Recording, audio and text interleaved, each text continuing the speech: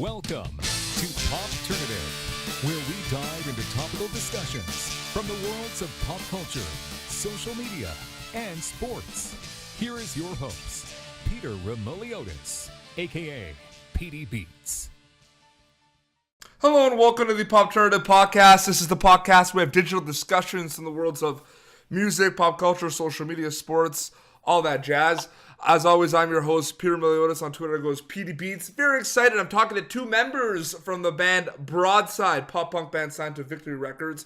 Paradise, their full-length record, was one of my favorite releases in the last couple of years. So I'm going to quickly have them introduce themselves. Tell us who you guys are, and we'll get into this. Hey, I'm Pat. I play bass in Broadside.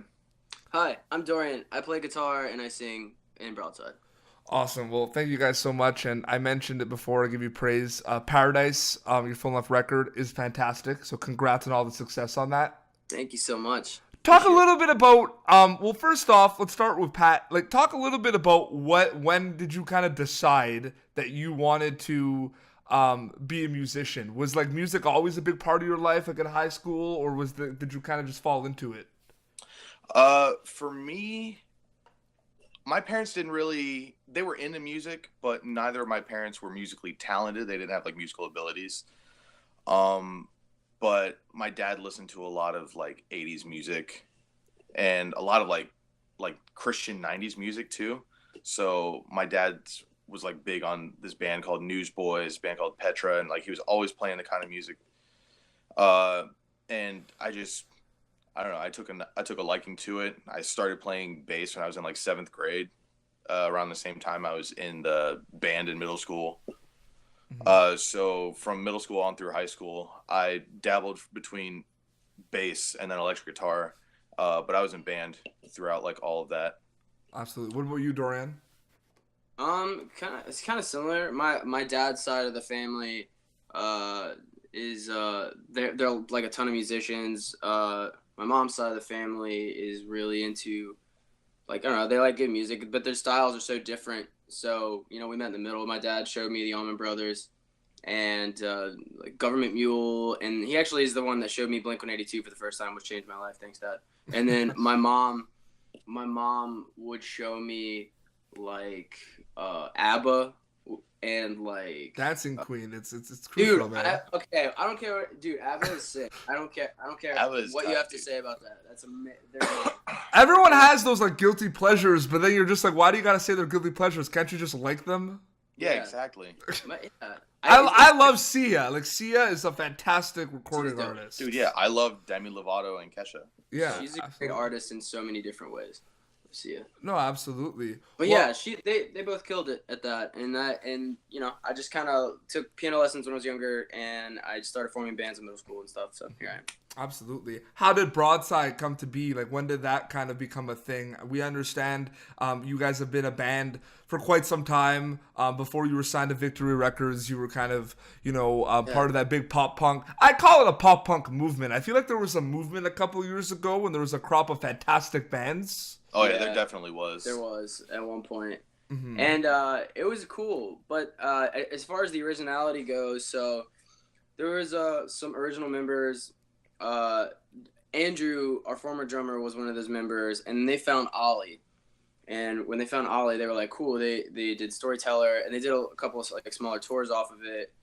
And they found Niall shortly after, and then they hounded me for literally years to get me to join, but I had my own band at the time, and I was like, let me do my thing for a second, and if it fails, then I want to try. Let me try. Yeah. And then I did. It didn't go well. So, and then right at that time, the Victory thing popped up. One member left. I came in where he was, and then we had our puzzle piece set, and it wasn't till we found my friend Pat Diaz that we were in full effect. That's really when it came in. But the original lineup fell into place right in time for Victory. Oh, absolutely. I mean, a lot of bands depending on what they're up to, what their goals are, what they want to do, there's going to be a lot of lineup changes. I know I was talking to we were Sharks, who are also on Victory Records. Randy Frobel and Will are the only two original members. Everyone else are new, like our new members.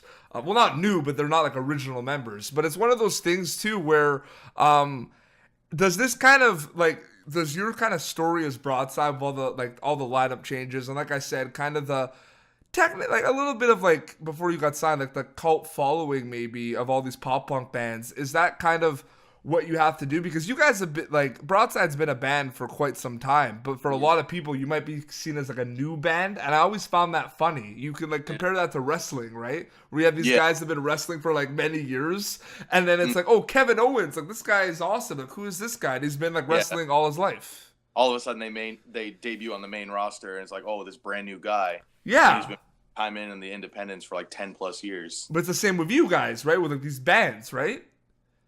People, they're going to be new to you, right? But, like, you've been doing it for a while. So what do you think about that whole landscape? It's cool. I think, there's, like, two forms of it. There is that, like, low-key, like, DIY stage of being a band. And, you got to hustle and do this and that. And that's how you, try to start gaining traction for the first time ever. That's a really tough thing. And, when you like sign and you have all this promotion put into it and you're reaching platforms that you haven't yet, it is like it's a really new wind kind of thing. It's a really nice push to get I guess exposure in like different markets and get in front of a different demographic than you otherwise would not have been able to. Yeah. And when you spread out to those, that's a lot of people that are going to be hearing and seeing your name for the first time, so you are going to look new regardless of how long you've been in that. I have an interesting question here. I'm curious to see what you guys are going to say. So, like, being modest is very important, you know what I mean? But like I said, Paradise is a killer record. It's fantastic. Did you guys know though that it could go either way. You might have been like, oh, we didn't realize how like popular it was going to be or certain tracks on it, right? But I'm sure like recording it at one point, you guys looked at each other and said, guys, this is it. Like this is a great record. Like, did you know when you recorded that it was gonna be that record that was kind of gonna quote unquote take off? Like, how do you deem that? Like, I find that interesting too, right? Like, you never know sometimes. Well, yeah, it's hard to think about it in that world because, like, I don't know, when you're in it, it's just like a hurricane of emotions. Not bad by any means, but it's just like, just feelings of this part and this part and this part, and it's all just such chaos the entire time, and you don't really know where everything's gonna fall into place until it's pretty much over. So like at the end when we kind of had that moment, like maybe this is the one, it was very brief and also very quickly swept by, like, we did our best, like we did the best that we could in that record, and hopefully it translates. That's really all you can do, is just be like, all right, I hope people like it. Here's our little child into the world. Go grow and be you. Pat, same kind of feeling there? Yeah, more or less. I mean, when you work on something as long as we did and you're as proud of it as we are, I feel like elements of that are going to show through like the music and stuff. Totally agree. 100%. So like throughout the whole process, I'm pretty sure the whole like mindset was like, we're really proud of what we're making and what we're creating. So as long as you feel good about what you're putting out, it can only be perceived as good. No, for sure. A lot of people will talk about pop punk, and it's a very popular genre. It's one of my favorite genres. You mentioned Blink-182, Sum 41. Like, those are some of my favorite bands of all time. The one thing, though, that a lot of pop punk musicians agree on is, there are especially when you talk about the instrumental aspects of it, like the riffs, the catchy riffs. A lot of these bands, one can make an argument, it's similar sounds, right? It's similar type of riff, the way songs are recorded. I think what's interesting about Broadside, and you can apply this to We Were Sharks, you can apply this to Neck Deep, you can apply this to a bunch of other bands, State Champs, Derek, the vocals. And I think the vocals are what can make it stand out, right? Where you have these amazing melodic tunes, but a very unique vocal, and I think you guys have that with Ollie. I think Ollie does a fantastic job. Do you kind of agree with that? That kind of like in pop punk, having a distinct voice is like kind of important. Like, what do you think about that? I think that having a distinct voice is very important. But I also think that a lot of those vocalists stand out because they are into many different things and different styles of singing. You know what I mean? I guess that kind of goes hand in hand. So is he into a lot of different genres of music? He loves R&B. Like, he's like lived and breathed that for the longest time, and it shows. Like when he says certain stuff or mouths things a certain way, like he's like, oh, he grew up listening to Boys to Men. Okay, cool. Like, it just translates sometimes, and you can hear that with Derek. Like, Derek does a great job with showcasing things that he was interested in besides pop punk and stuff like that. Well, and I think that when you bring in elements like that vocally, that's where the uniqueness comes from. But I do agree, though, it's like way important. No, it is absolutely. And I'm very curious too, because Pat, bassist, you know what I mean? Like, kind of going in there, and it's not just kind of the Blink-182, like, I mean, you listen to the record, and there's some cool bass in there. Yeah, thank you. So is that something that you kind of wanted? Like, you're smiling like a lot right now, so I feel like that was the plan, and I kind of fell into the trap that you kind of, but you know what I mean? Like, I'm not saying that all pop punk sounds the same. Well, maybe I am, but I'm just saying it's a very unique pop punk record. Yeah, that's what we try to do. We try to take like all the good stuff we liked about Old Bones, the first record, and then bring that good stuff into the next record, but put a different kind of twist, so it wasn't like cookie cutter, for lack of a better term. Like, take all those cool, like, catchy elements and like riffs and stuff, and kind of show them in a different light, more or less. Would you say? Yeah, absolutely. Like with what's a good example? I don't know, the whole record, whatever. Yeah. You pick whatever you want off that record, and like, it's pop punk, but with a more emphasis on the pop side of it. Absolutely, and I think that's huge. And you know what? It's like, I remember, obviously, and that's why singles are important. But like when Paradise came out, and I heard it, and it came on Spotify, and Spotify is just unbelievable of just like finding new music, and I think it's important to bring that up. But like, for example, like Paradise comes on, and I'm listening to it, and I'm kind of like, okay, hear a little bit of some of the older pop punk in there with like the instrumentals, but then the vocals come in, and it's like almost like a little bit, and it's not a bad thing, but it's like like a One Direction almost. Right. Yes. You know what I mean? Like the way but you said, Dorian, like the way he sings, right? Like the R&B influence and everything. And did you guys know that you made like the ultimate like summer like pool party song with Paradise? Like, did it ever come to mind? Because it is. Like, we played it like at a pool party, and it was unreal. No, I mean, I think that we were like, hey, summer is cool. Like, when we wrote it and stuff. Like, but the whole album was kind of geared to be like summery. Yeah, like the quintessential like summer album. Mm-hmm. Like, ride down the highway next to the beach with your windows down, or with the top dropped. Mm-hmm. And Paradise was kind of like the song that we wanted to be like, all right, well, the whole record is kind of supposed to be this vibe. And that's what we did. And we kind of did the same thing with the music video for it too. Right.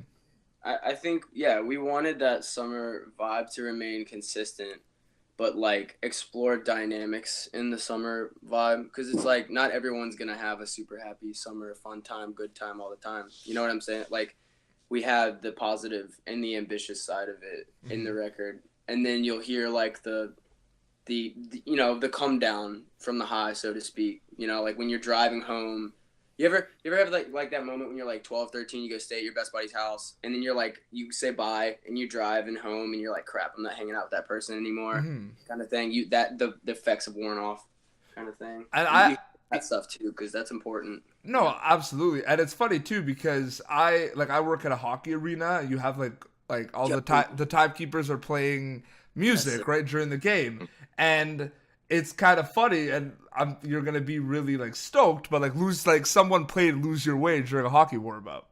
What? No way. Yeah, cool. Which is crazy. Dorian and I are big hockey fans, so that's real sick. You are? Been playing since age 7, I swear. I'm a huge, hockey's my life. I mean, I'm from Canada and everything, so it's... You kind of have to. Yeah. Absolutely. Who are your teams? Chicago Blackhawks. Mm-hmm. Pittsburgh Penguins. Oh, of course. No. No. I was caught in a terrible towel when I was born. I did not have a choice. My dad said, "These are the teams you're gonna like," and I was like, "You got it, sweet." Yeah, no. Evgeny Malkin is a great player. No, he is 100%. We'll wrap up soon, but another thing too is before I get you guys to plug everything, because I really want everyone to kind of check out Paradise and all your other songs and that record because it's really good. But I just wanted to know. I mean, it's kind of tough because it is an interesting time in the industry right now. You know what I mean? Because what ends up happening is, people are still making records. People are going to do that. But, it's all digital now, like Spotify. So there's some good things, but there's also some not so good things. Like, not quote unquote the scene is dying, but like Van's Warped Tour, right, decided to call it quits, right? Which is I feel like people are still every day people that are really into that scene think about that and are devastated about that because that's how we grew up with that. You know what I mean? That's how a lot of people found out about their favorite bands now. Mm-hmm. Yeah, exactly. They went and saw Fall Out Boy in 2004. 4 Year Strong. I found 4 Year Strong at Warped Tour. There you go. Actually, no. I found 4 Year Strong on Taste of Chaos. You ever Taste of Chaos? Wow. It was the weirdest Taste of Chaos. It was the best, but it was just they had Thursday was the headliner with Bring Me the Horizon, 4 Year Strong, and Cancer Bats. That was the Cancer Bats. That's a great show. It was. But the thing is, it was I think they should have had Bring Me the Horizon headline it because Thursday headlined it, and then everyone just left after Bring Me the Horizon. That sucks. But my point is, what do you kind of think about the industry right now? What do you know about it? I mean, touring is still a crucial part of it, but it's not easy to tour. I mean, you got people know that straight up. What do you think about the industry right now, the kind of current state of it? I think it's interesting because it is very digitally driven. It's very digitally driven, so people feel more connected to the people and don't have to make an effort to do stuff. Which is part of the reason why Warped Tour isn't doing it. People were like, all right, that's my favorite band, but I only want to see that one band. I don't feel like listening to a bunch of other bands, which in some way I guess I understand. But, then they're just I'm not going to go. That's the reason Warped Tour was we can't do the whole country anymore. It's a huge effort. It costs a lot and all that stuff. But as far as the overall take on that, I just think, people are bored all the time. I think people get bored really easy. And I think that the second that they feel like something's in their hands, they take it and they take all of it. And then they're kind of over it, which is why. Binging on Netflix. Yeah. Exactly. Exactly. That's where humans are right now. And I don't know. Part of me thinks in a way going to shows is going to become more popular because something about everything being on a screen right now is so weird. A live event is crucial. I tell everyone, going to a hockey game, you have to. You know what I mean? Going to a rock concert, you have to. You know what I mean? It's just, I totally agree with that. But yeah, Pat, the binging of the Netflix, it's you watch 12 episodes of Stranger Things, and then you're sad that it's done. Because you have to wait a year. Well, now what do I do? Yeah. The age of immediate gratification. No. Is nigh. Absolutely. Watched all 4 seasons of Comedians in Cars Getting Coffee in 3 days. Yeah. That's just ridiculous. Yeah, Netflix just dropped that, eh? That's stupid. Netflix just dropped that recently. Yeah. It came out I think the day I started watching it. Yeah, no, absolutely. Well, That's a lot about me. guys, we'll wrap up. But first of all, just keep doing what you're doing. It seems like everything's like looking good. You guys have a great record, great band, great sound. Dude, thank you so much. Thanks, man. Thank you guys for coming on. I mean, Thanks for having us. start to plug. Like, where can we find? Where can we get the record? Like, what's coming up for you guys? Just plug away. All right. Well, next Friday we start our tour with Silverstein and Tonight Alive. Silverstein. Tonight Alive. Shane Told has been on the show, friend of mine. Yeah. That's so sick. Also, Picturesque is opening. and Picturesque is opening. They're sick. They're sweet. We have a Toronto date. I can't remember what day it is off the top of my head, but we'll be going back into the Great White North. Got a few more things lined up for the beginning of this year, but we can't really talk about it right now. But just keep your eyes Good peeled. stuff. The record is on iTunes, it's on Spotify. Listen to it on Apple Music, Zynga. Zanga, MySpace, LiveJournal, all that good stuff. Live. Tumblr. Yeah. Is it on? It's on Bitcoin. You could probably find something on Tumblr about it. Yeah. We're now accepting cryptocurrency. Thank you. Tumblr. But it's Remember when Tumblr was so popular and then it just kind of like It, like, settled deflated. down? Like, Oh, they did. I feel like Snapchat is kind of deflating quick because of Instagram stories. Like, people are still using Snapchat, Yeah. but not as much. But yeah, Tumblr I- popped. Yeah, it was like a balloon. They just kept blowing it, and then somebody came up. Exactly. Done. Well, guys, thank you so much. Where can people follow you on social media? Like, what are your handles? My handles on Twitter and Instagram is just at PatXDiaz. Mine's at Mumbles Enrique. Long story. And then mine Instagram is at Dorian Enrique. Perfect. And Well, guys, I wish you all the best and good luck. Let's start 2018 with a boom. Let's do it. please. Let's do it. Perfect. Well, this has been Popternative. Thank you guys so much. You can catch previous episodes of Popternative on YouTube. You can subscribe to us on iTunes. Until next time, this is Pat Dorian from Broadside and PD Beats signing off. Thank you for tuning in to Popternative. Make sure to check out our past episodes of Popternative on YouTube. Be sure to like Popternative on Facebook and follow us on Twitter.